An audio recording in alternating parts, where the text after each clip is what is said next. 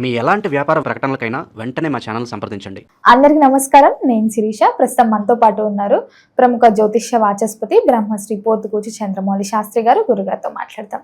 నమస్కారం గురుగారు. ఓం శ్రీమాత్రే నమః. గురుగారు, ఈ మే మాసంలో కర్కాటక రాశి వారికి ఎలా ఉండబోతుంది అంటారు? ఎలాంటి జాగ్రత్తలు తీసుకోవచ్చు అంటారు? ఒకసారి తెలియజేయండి. మా కర్కాటక రాశి ఈ మే మాసంలో వీరికి గ్రహాల యొక్క గోచార స్థితులను కనుక మనం గమనించినట్లయితే పునర్వసు నక్షత్రము, పుష్యమి, ఆశ్లేష ఈ 3 నక్షత్రాలు ప్లస్ కర్కాటక రాశి వీరికి ఈ మే మాసంలో సూర్యుడి యొక్క బలము చాలా చాలా అమితంగా అమోఘంగా ఉందని చెప్పుకోవాలి. అంటే ఉద్యోగపరంగా కనుక ఎవరైనా ప్రయత్నాలు చేసినా, ఉద్యోగం ద్వారా ప్రమోషన్ గురించి ఎవరైనా గట్టిగా ప్రయత్నం చేస్తున్నా, ఉద్యోగాన్ని పొందాలి, ముఖ్యంగా దాంట్లో గవర్నమెంట్ జాబ్స్లో రిలేటెడ్ ఏ రకంగానైనా సరే పొందాలి అనుకుంటే వాళ్ళకి జన్మజాతకంలో కనుక యోగవంతమైనటువంటి దశలు అంతర్దశలు జరుగుతున్నా, వారి లగ్నరీత్యా సూర్యుడు అనేటటువంటి గ్రహము వారి లగ్నానికి శుభయోగప్రదుడై ఉంటే గనక జన్మరాశిలో ఆయన ఉన్నటువంటి 10వ భావము 15వ తారీఖు వరకు 14 వరకు మే 15 నుంచి కూడా ఆయన కర్కాటక రాశికి లాభస్థానంలో వస్తున్నారు. కాబట్టి ఈ 2, 10, 11 స్థానాల్లో రవి ఉంటే వారికి తిరుగులేదని చెప్పుకోవాలి. జాతకంలో ఆయన ఏమన్నా నెగిటివ్గా ఉంటే ఇక్కడ కొంతవరకే, అంటే వీరేదో ముందుకు వెళ్తారు తప్ప ప్రోత్సాహం కలక్కపోవచ్చు. కాబట్టి రవి బలం మాత్రము ఆర్థికపరమైనటువంటి బలము, తండ్రి వలన కాస్త లాభప్రదము, కాస్త ఎవరైనా సరే దూరంగా ఉన్నారనుకోండి తండ్రి కొడుకులు, తండ్రితో కాస్త శుభవంతంగా మాట్లాడటము, తండ్రి ద్వారా కాస్త ఆర్థిక లాభాన్ని పొందటము ఈ యొక్క కర్కాటక రాశి వారికి కలగటానికి అవకాశం ఉంది. విద్యార్థులు మాత్రము కొంచెం జాగ్రత్తగా ఉండాలమ్మా. అంటే ఏదైనా మతిమరుపు కలగటము, అనుకున్న విషయాల యందు లాభం కలుగుతుందని అతి ఆత్మవిశ్వాసంతో వీరు గనక సరిగ్గా శ్రమ గనక చేయకపోయినట్లయితే విద్యలో కొంచెం ఉత్తీర్ణత శాతం తగ్గుతుంది. ఇప్పుడు మే నెల మొత్తంలో ఎక్కడో అక్కడ ఈ కుజగ్రహం వలనే వీరు అనుకున్నటువంటి లాభము విద్యార్థులకి కలక్కపోవచ్చు. కాబట్టి విద్యార్థులు కొంచెం కుజగ్రహ అనుగ్రహాన్ని పొందటానికి కుజుడికి సంబంధించినటువంటి కొంత విశేషమైనటువంటి జపం చేయించుకోవటం, ఆయనకి సంబంధించినటువంటి స్తోత్రం చేయటం విశేషం. కుటుంబ పరంగా కూడా చాలా మంచి సంతాన లాభము. కొంతమంది పెట్టుబడులు పెడుతూ ఉంటారు షేర్స్లోనూ, గవర్నమెంట్ షేర్స్ అట్లా. వాళ్ళందరికీ, ముఖ్యంగా క్రీడాకారులకి, చలనచిత్ర సీమలో పనిచేసేటటువంటి వాళ్ళకి, ఎందుకంటే శుక్రుడు కూడా ఈ యొక్క కర్కాటక రాశి వారికి దాదాపుగా మే 15 వరకు కూడా, మే 15 నుంచి చక్కగా అనుకూలమైనటువంటి పరిస్థితిని కలుగజేస్తున్నాడమ్మ. ఆయన ఉన్న రాశిలో సొంత రాశిలో ఉంటాడు, తర్వాత మిథునంలోకి వస్తాడు ఆయన మే 15 నుంచి. కాబట్టి మే నెల మొత్తంలో కూడా శుక్రుడు చాలా చాలా విశేషంగా ఉన్నాడు. కాబట్టి అటు క్రీడాకారులకు కావచ్చు, లేకపోతే వీరికి సంబంధించిన సినిమా యాక్టర్స్ కానీ, లేకపోతే సినిమా పరిశ్రమలోకి సంబంధించి ఎవరైతే లింక్ ఉన్నారో, అది కంటెంట్ రైటర్స్ కావచ్చు, రైటింగ్ స్కిల్స్ ఉన్నవాళ్ళు, లేకపోతే ఎవరైతే డైరెక్టర్స్ ఉన్నారో వాళ్ళందరికీ కొంత అనుకూలమైనటువంటి పరిణామం కనిపిస్తోంది. సూర్యబలము, శుక్రబలము అమోఘంగా ఉన్నాయి. దీని తోడు బుధుడి యొక్క బలం కూడా బాగుందమ్మా. అంటే మే 14 వరకు కూడా బుధుడు మేషరాశిలో 10వ స్థానంతో రవితో పాటుగా అక్కడే ఉంటాడు. తర్వాత రవి లాభంలోకి వస్తాడు. మే 14 నుంచి కూడా ఈ యొక్క బుధుడు వృషభ రాశిలో సంచారం చేస్తాడు. కాబట్టి చాలా చాలా అనుకూలమైనటువంటి విషయం. ఎవరైతే దూర బంధువులు దూరమైపోయారో వారితో మాట్లాడే అవకాశం కలగటం, ఏదైతే వ్యాపారపరమైనటువంటి పెట్టుబడుల పరమైనటువంటి ఆలోచన ఉందో అవన్నీ కూడా సిద్ధి కలగటము, అంటే ధన రూపేణ ఏదో ఒక లాభం కనిపిస్తోంది వీరికి. వీరు ఆలోచించేటటువంటి తీరు, పెట్టినటువంటి పెట్టుబడికి సంబంధించిన వ్యవహారాలలో లాభం కలుగుతోంది. బంధుమిత్రాదులు, తండ్రి తరపు బంధువుల వలన లాభం కలిగే అవకాశం ఉంది. కాబట్టి ఇక్కడ బుధబలము, శుక్రబలము, రవి బలము చాలా అందంగా ఆకర్షణీయంగా ఉన్నాయనే చెప్పుకోవాలి కర్కాటక రాశి వారికి. అట్లాగే కుజుడు మే 10వ తేదీ వరకు కూడా భాగ్యంలో ఉండి కొంచెం హీనత్వాన్ని కలిగిస్తున్న 10వ స్థానంలో స్వక్షేత్రంలోకి రావటం ద్వారా వీరికి సంబంధించినటువంటి సంతానపరమైనటువంటి ఉద్యోగ లాభం కలగటం.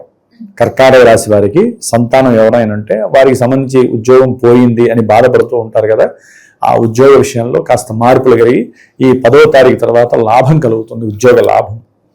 అట్లాగే సంతానానికి సంబంధించినటువంటి ఏదో ఒక విషయంలో వీరికి ఆర్థికంగా సరైనటువంటి పటుత్వం కలుగుతుంది కర్కాటక రాశి వారికి.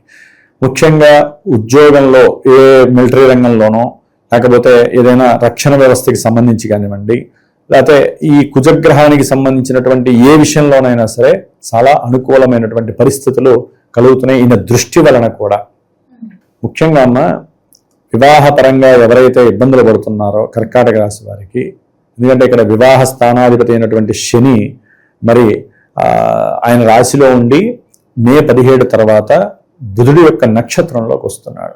అంటే వివాహపరంగా ఇక అవుతుంది, అవతల వాళ్ళు మాట్లాడుకున్నారు, మాకు కష్టమైనా సరే సక్సెస్ అవుతుంది అని చాలా కొంచెం భయాందోళనతో అనుమానంతో ఉన్న, ఇప్పటికే లేట్ అయింది కదా అనుకుంటే ఓకే ఇక చేసేద్దాం అనుకున్నప్పుడు ఈయన ఎప్పుడైతే నక్షత్రం మారుతుందో మాట్లాడుకున్నటువంటి మాటలకి సంబంధించినటువంటి విషయాలన్నీ కూడా కొన్ని అఘాతం అయ్యే పరిస్థితులు ఉన్నాయి.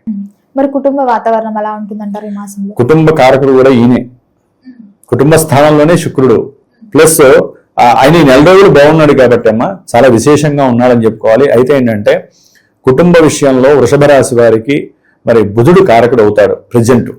మరి ఆ బుధుడు దాదాపుగా మేషరాశిలో ఆయన ఈ నెల 14 వరకు ఉంటాడు, తర్వాత వృషభ రాశిలోకి వస్తాడు. మే 14 తర్వాత వృషభ రాశిలోకి వస్తాడు. కాబట్టి బుధుడి యొక్క అనుకూలత సరిగ్గా లేదు. మాట జారటం, ఇష్టం వచ్చినట్టు మాట్లాడటం, అంటే మూర్ఖత్వము. ఎందుకంటే కుజుడితో కలిసి ఉంటాడమ్మా. మే 10వ తారీఖు వరకు కూడా కుజుడు బుధుడు కలిసే ఉంటారు. దానివల్ల ఏంటంటే వీరు మాట్లాడే మాట వలన అవతలి వ్యక్తులు బాధపడటం, దానివలన కొంతమంది వ్యాపారస్తులకి అయితే నష్టం కలగటం, అట్లాగే సంతానపరమైనటువంటి కొంత దుర్భాషల వలన వృషభ రాశి వారు కొంతమంది బాధ చెందటం, ఇట్లా ఎన్నో రకాలైనటువంటి సమస్యలు, కాస్త దురదలు, కురుపులు, అట్లాగే ఏదైనా సరే పాద సంబంధిత ఎలర్జీసు, శిరో సంబంధితమైనటువంటి కొన్ని నర్వస్ ప్రాబ్లమ్స్, ఉష్ణ సంబంధితమైనటువంటి రోగాలు ఇలాంటివి రావడానికి కారణం దేనికంటే కుజబుధులు ఇద్దరు కూడా పరిపూర్ణ విరోధులు కాబట్టి వాళ్ళిద్దరు 12వ స్థానంలో ఉండకూడదు. కాబట్టి ఆ ఇద్దరికి సంబంధించి మే 14 లోపల వారిద్దరికి సంబంధించిన కందులు దానము, పెసళ్ళు దానం చేసుకుంటే కాస్త రిలాక్సేషన్, ఉపశమనం కలుగుతుంది. ఆ గ్రహాలు ఇచ్చే ఆ 2 ఫలితాలని కొంచెం బ్రేక్స్ చేసుకునే పరిస్థితి కలుగుతుంది. ఉన్నాయి. సరే, ఈ పెళ్లి విషయంలో మనం ఎక్కువగా ఆలోచిస్తే పురుషులకి సంబంధించి అంటే మగవారికి వివాహం అవటం చాలా అసాధ్యంగా మారిందమ్మ. స్త్రీలైతే కనుక వారు సిద్ధమైతే ఎనీ టైం సిద్ధంగా పెళ్లిళ్ళు అవడానికి అవకాశం ఉంది. కానీ మగవారికి అట్లా అవ్వట్లేదు. అందుకని మనకి ఈ యొక్క గ్రహస్థితిలో ఈ రాశి వారే కాదమ్మా, జన్మజాతకాల రీత్యా ఎవరికైనా కుజదోషం ఉన్నా, సర్పదోషం అంటే రాహుకేతువుల దోషం ఉన్నా, పితృదోషాలు ఉన్నా, అంటే సూర్య భగవానుడిని బట్టి రాహుకేతువులను బట్టి పితృదోషాలు ఉన్నాయి, లేకపోతే ముఖ్యంగా వీరికి స్త్రీ దోషాలు ఉంటాయి. పురుషులకి పూర్వజన్మలో చేసుకున్నటువంటి దోషాల వల్ల కూడా పెళ్లిళ్ళు ఆలస్యం అవుతాయి. 28 ఏళ్ళు, మినిమం 28 వరకు పర్వాలేదమ్మా పురుషులకి. 28 తర్వాత వివాహాల విషయంలో 39-40 ఏళ్ల వరకు ఎవరైతే పెళ్లిళ్ళు కాలేదో వాళ్ళు కొంచెం జాగ్రత్త పడాలి. వాళ్ళ కోసమని నేను జూన్ 2వ తేదీన గురువు రాశి మారుతున్నాడు. గురువు వృద్ధికారకుడు, వివాహం ఇవ్వటంలో చాలా సిద్ధంగా ఉండేటటువంటి ఆయన. ఒక రాశితో సంబంధం లేదమ్మా. అట్లాగే ఈ యొక్క మంగళవారం అయింది, ఆ రోజున మూలా నక్షత్రం అయింది. మూలా నక్షత్రం అయింది కాబట్టి కొన్ని నక్షత్రాలు ఉన్నాయి. అశ్విని, ఆశ్లేష, అట్లాగే మూల, విశాఖ నక్షత్రము, మళ్ళీ మనకి రేవతి నక్షత్రము, ఇట్లా కొన్ని నక్షత్రాలు ఉన్నాయి. ఆ నక్షత్రాలకి సంబంధించిన వాళ్ళు కానీ ఇందాక చెప్పిన దోషాలు ఉన్నటువంటి వాళ్ళు, అసలు పెళ్లి ముహూర్తము దాకా వచ్చి కూడా పెళ్లిళ్ళు అవ్వకుండా ఉన్నటువంటి వారు కానివ్వండి, పెళ్లికి సంబంధించి సరైన ఆకర్షణ కూడా లేనటువంటి పరిస్థితులు కానివ్వండి, ఇట్లా ఏదైతే పెళ్లికి సంబంధించి దోషాలు ఉన్నాయో, పెళ్లిళ్ళు కావట్లేదో వాళ్ళ కోసం అని చెప్పి హైదరాబాద్లోనే నేను విశేషంగా జూన్ 2వ తేదీ మంగళవారము మూలా నక్షత్రం రోజున వల్లి దేవసేన సమేత సుబ్రహ్మణ్యేశ్వరుడికి కళ్యాణం ఆచరించి చక్కగా కన్యా పాశుపత రుద్రహోమాన్ని ఆచరిస్తున్నాను. అంటే ఎవరైతే హైదరాబాదు దగ్గర వాళ్ళు కానీ హైదరాబాద్లో వాళ్ళు కానీ ఇక్కడికి వస్తారో వారి చేత చక్కగా ఈ కార్యక్రమాలు చేయించి, హోమం కూడా వారి చేతే చేయించి, ఎవరైతే ఉన్నారో వారి చేతే, ఎందుకంటే పీఠానికి ఫోన్ చేస్తే అన్ని వివరంగా చెప్తానమ్మా, చేసి దూర ప్రాంతాల్లో ఉన్న వాళ్ళకి కూడా ఒకవేళ కావాలంటే నేను ఏం చేయాలో వాళ్ళకి చెప్తాను. తర్వాత ఈ యొక్క వారం రోజుల ముందు, జూన్ 2 కన్నా వారం ముందు నా పీఠంలో నేను ప్రత్యేకించి ఎవరైతే ఈ మే 25వ తేదీ లోపల నాకు గోత్రనామాదులు, వాళ్ళ యొక్క అభీష్టాన్ని, ఎందుకు వివాహాలు ఆలస్యం అవుతున్నాయి, ఎందుకు జరగట్లేదు అనేది కనుక జాతకంతో పనిలేదమ్మా, వారి నక్షత్రము రాశి చాలు. జాతకంలో చూస్తే ఇంకా చాలా దోషాలు కనిపిస్తాయి.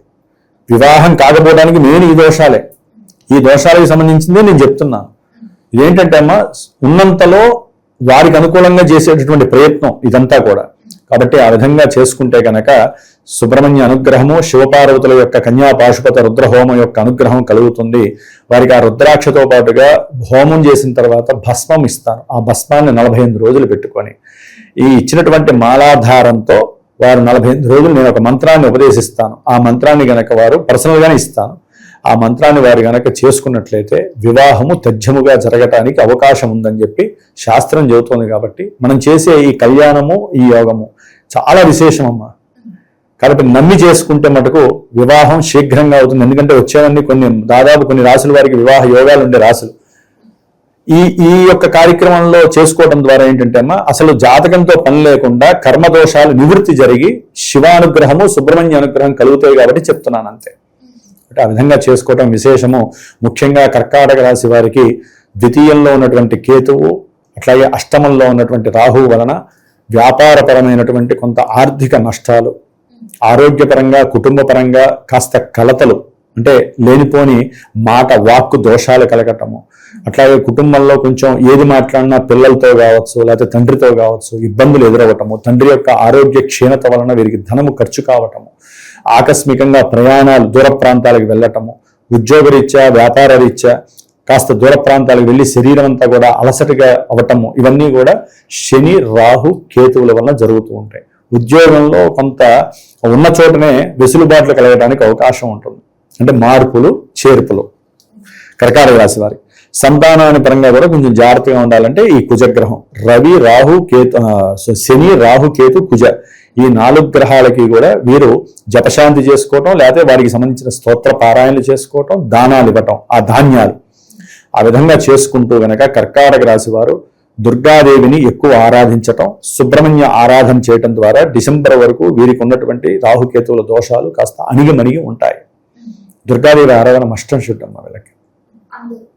కర్కాటక రాశి వారు అదే ఈ కర్కట రాశి వారు మొత్తం అన్ని రంగాల వారు చేసుకోవడం చాలా విషయం. ఎందుకు సొంత నక్షత్రాల్లో ఉన్నారమ్మా. రాహువు సొంత నక్షత్రం శతభిషిలో ఉన్నాడు, కేతువు మొన్నే సొంత నక్షత్రం ఆయన మఖలో వచ్చాడు. అంటే ఇది మహాదోషప్రదం. ఒక రంగ సర్పదోషాల్లో ఇది ఒక రెండోది దోషం అంటారు దీన్ని. మనకి తక్షక అని, వాసుకి అని చాలా దోషాలు ఉంటాయి. 12 సర్పదోషాల్లో దోషాలు ఉన్నాయి.